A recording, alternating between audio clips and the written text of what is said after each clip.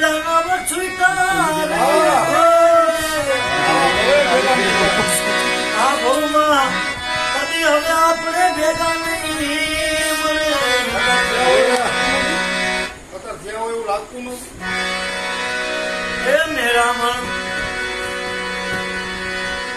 આ માયાળુ મેરામણ રે પોતાને બચ્ચા મેલા